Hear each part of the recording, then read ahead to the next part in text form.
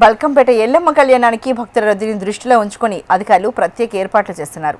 కళ్యాణానికి వచ్చే భక్తులకు కొన్ని హాలోగ్రామ్ లేని పాసులు ఇష్యూ చేశారు అధికారులు. అయితే ఇప్పటికే 2000 వీఐపీ పాసులు అదనంగా మరో 8000 పాసులు జారీ చేసిన అధికారులు స్థానిక భక్తుల విజ్ఞప్తి మేరకు మరో 3000 పాసులు ముద్రించాల్సి వచ్చిందని తెలిపారు. సమయం తక్కువగా ఉండడంతో కొన్ని పాసులపై హోలోగ్రామ్ వేయలేకపోయామని, నకిలీ పాసులకు అవకాశం లేదని స్పష్టం చేశారు. మరోవైపు హోలోగ్రామ్ పోలీస్ శాఖ సంతకాలైన పాసులను ఎట్టి పరిస్థితులను అనుమతించబోమని డీసీపీ రమణారెడ్డి హెచ్చరించారు.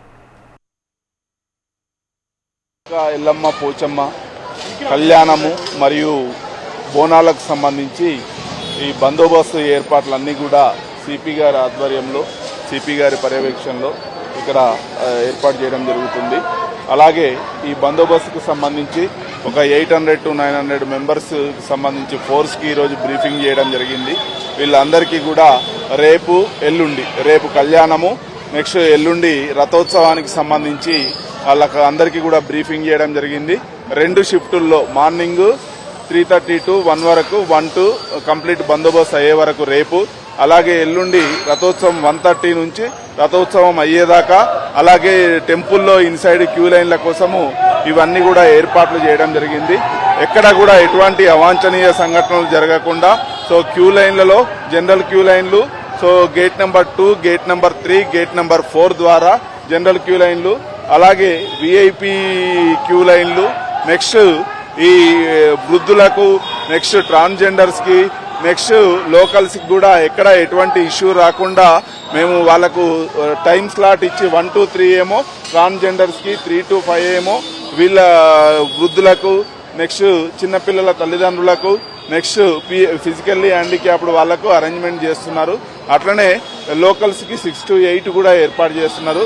అలాగే కళ్యాణానికి సంబంధించి కళ్యాణం దగ్గర వివిఐపి, డోనర్స్, నెక్స్ట్ కళ్యాణం టికెట్స్ కి సంబంధించి కూడా ప్రాపర్ ఎంట్రీస్ అవన్నీ కూడా ప్రాపర్ ఏర్పాట్లు చేయడం జరిగింది.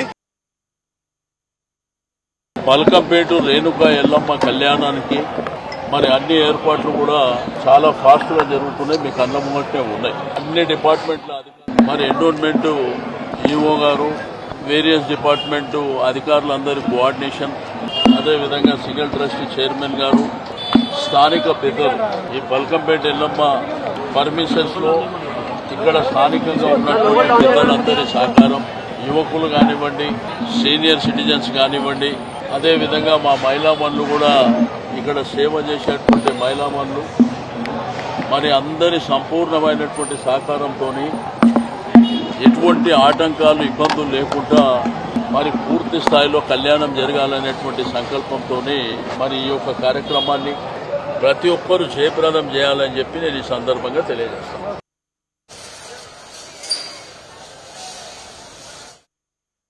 కళ్యాణోత్సవానికి దేవాదాయ శాఖ తరఫున ఇతర డిపార్ట్మెంట్ల సహకారంతో అన్ని ఒక్క అరేంజ్మెంట్స్ ఇప్పటికే చేయడం జరిగింది. ఇంకా రేపు అమ్మవారి కళ్యాణోత్సవము అటెండ్ అవ్వడానికి దాదాపుగా ఒక 3 లక్షల నుంచి 4 లక్షల మంది భక్తులు వస్తారని చెప్పి అంచనా వేస్తున్నాము.